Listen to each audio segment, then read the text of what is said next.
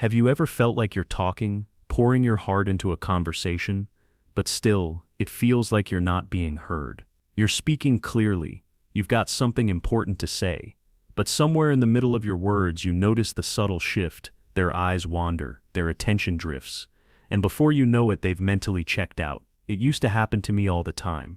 I'd leave conversations feeling deflated, wondering why it felt like I was invisible, and for the longest time, I didn't get it. Was it me?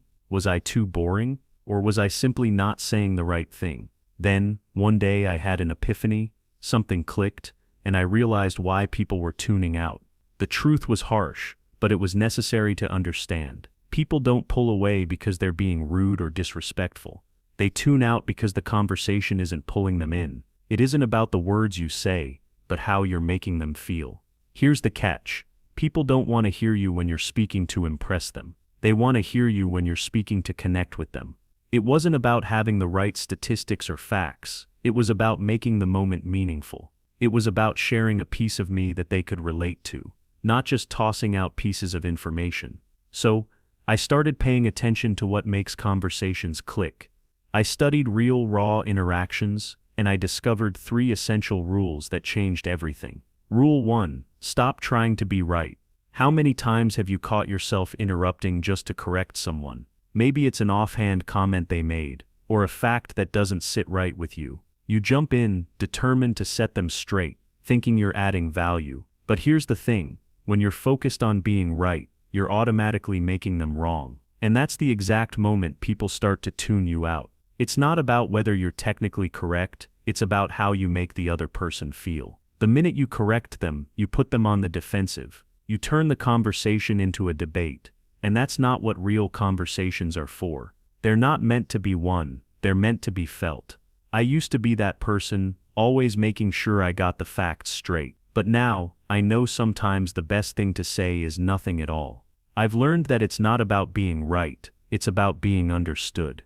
Rule 2: vulnerability trumps perfection. When you try to tell the perfect story, the one that's polished and neatly wrapped up with a bow, you might think you're doing it right.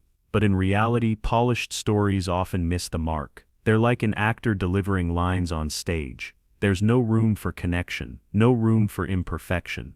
What actually hooks people in is the raw, unfiltered moments. It's the hesitation, the vulnerability, the "I don't have it all figured out" moments that make people lean in. The most powerful stories are the ones that expose our flaws. They're the stories where you admit, "I didn't know what I was doing, but here's what I learned." When you let your guard down, that's when people relate to you. They see themselves in your struggles, your vulnerability, and that's how you truly connect. Rule 3: your energy speaks louder than your words. You've heard it before, people can feel your energy. It's not about how you present yourself or how many charming words you say. It's about the underlying emotion you bring into the conversation. If you enter a conversation feeling anxious or defensive, people will sense that energy before you even speak. And when they sense that discomfort, they'll pull away. It's not always what you say, it's how you make people feel. If you're tense or trying too hard, they'll feel it, and their attention will fade. But if you show up with calm presence, even in silence, people will feel safe around you, and safety is the foundation of connection. When people feel safe, they listen, they lean in. So before you speak, take a moment to check your emotional posture. Are you tense, defensive, or desperate to prove something? Let it go. Show up with your true self, and the energy will shift. When your vibe aligns with your intention, people will listen not because they have to, but because they want to.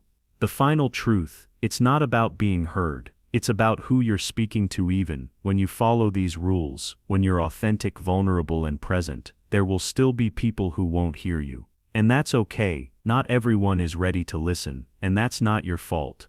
The problem isn't always with them, it's with the people you're chasing. Sometimes we seek attention from the wrong people. We try to earn their approval, even when they don't have the capacity to listen. But here's the twist: when you stop chasing approval and start being true to yourself, that's when you attract the right ears.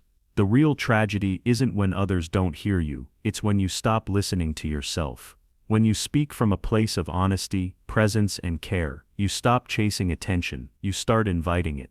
And when you do that, people don't just listen, they remember you. they come back because you've given them something real. That's the conversation worth having. In the end, it's not about being interesting, it's about being interested. People want to connect, not be impressed. So next time you speak, don't just fill the silence, make the moment matter.